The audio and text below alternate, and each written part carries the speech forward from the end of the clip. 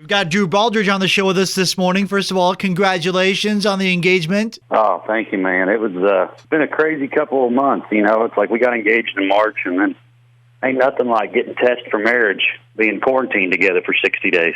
That was my question. Like your proposal story, there's an article about it at tasteofcountry.com. It sounds like it didn't go at all according to plan, but turned out better than you could have ever imagined. Oh, yeah. So I had it all planned out where I was going to propose in Paris.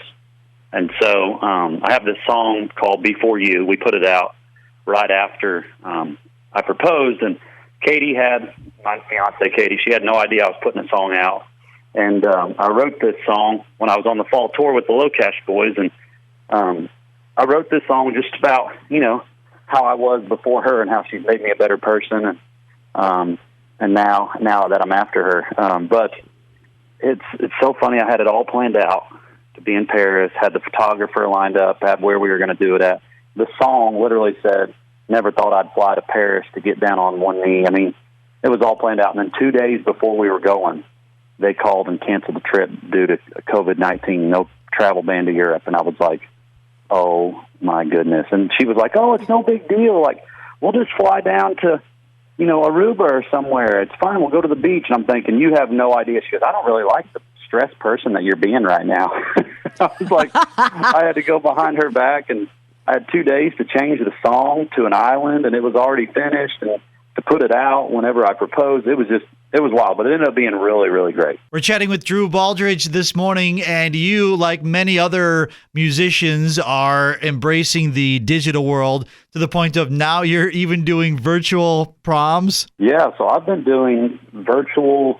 I've been calling them Zoom concerts, but they've kind of been all over, Google Meet and everything. So I posted a video probably 2 weeks ago, and I just said, hey, everybody in your local, if you know anybody that's a class of 2020, a family member, tag them below, send me a message, and we'll set up details, and we'll do a Zoom concert for your class of 2020. And we've probably done, close to 60, like we're having 60 booked, I think, right now. And so they keep coming in every day, more and more of them. And we're just trying to bring a little light in these dark times. I wrote this song senior year, the beginning of school year last year, and put it out for seniors last year at this time. And now it's just hitting the kids different. It hits everybody a little different because the song literally says, never thought it would disappear senior year. And these kids, literally, their senior year disappeared from them. They didn't get the last 2 months. And so my heart's been breaking for them, and just how this song has impacted these kids in this time that we're in is kind of crazy. I just really believe that God let me write that song last year for this moment. And in a really weird way, it's just, the song's been out for a year and it hadn't really done a whole lot. And now all of a sudden it's just kind of blowing up, booming. I looked at the chart this morning on Billboard. We're sitting at 51 on the chart, and I don't even have a label. I don't have a team. I lost my label in October. I lost my publishing deal. I really didn't have anything. And now all of a sudden this song is just having a life of its own and impacting so many people, which you only wish to do as a songwriter. So it's been a wild ride. Well, now you've had a couple songs on the radio, but hearing Senior Year on the radio, is it even more amazing? Yeah, it's been really amazing. So what a lot of these people have been doing have just all been making some radio stations make their own version where they have their local kids call in, and seniors are, hey, it's Jessica, and we're from Emerald High School, go Wildcats, all through the song. And so it's just, when I listen to it, I just cry. It's just like, man, to know that this song is making the impact that it's doing, and it's so emotional. It's what these kids are going through. Nobody knows how to deal with it because nobody else has been through this before. And to know that this song is bringing a little bit of a light to what the time we're in is it's pretty cool. Obviously, the music industry right now is a tough industry. I mean, most industries are tough right now, but how do you maintain that positive attitude while going through the struggles that you did with losing your label and such? How does it make you feel now that you have a song come out all by yourself and it's really blowing up?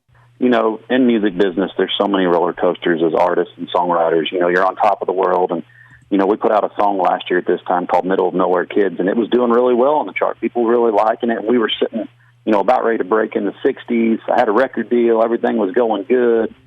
And then all of a sudden, the record company I was on decided they wanted to shut down. And so kind of pulled the rug out from underneath me, and then like you said, I'm pretty positive. I try to stay positive all the time, but there was some hard days where you're just like, man, what am I doing? How do I navigate these waters and figure out to get to the next level or the next spot in my life and my music career? And, here we are right now. We're having a song that's reacting in a big way. Kids are making TikToks of it and all this. And I've just been doing it myself. We don't have any record help yet. Nobody stepped up and said they want to sign us. So we're just proving to everybody that we can do it, that our music matters and that our music needs to be heard. And right now, the biggest thing is we're trying to make this about the song and make it about the kids. I mean, this song is for them, and this is their moment. And we're just trying to get as many kids from the class of 2020 to hear this song that's kind of written for them. So we have your permission, Drew, then to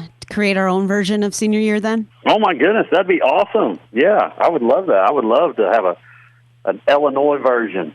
There hasn't been an Illinois version that I've heard yet. We're going to do that. We're going to make it happen, Drew. Thank you so much for being on with us this morning. And again, congratulations on the engagement. Congratulations on this song that you thought was just kind of hanging around.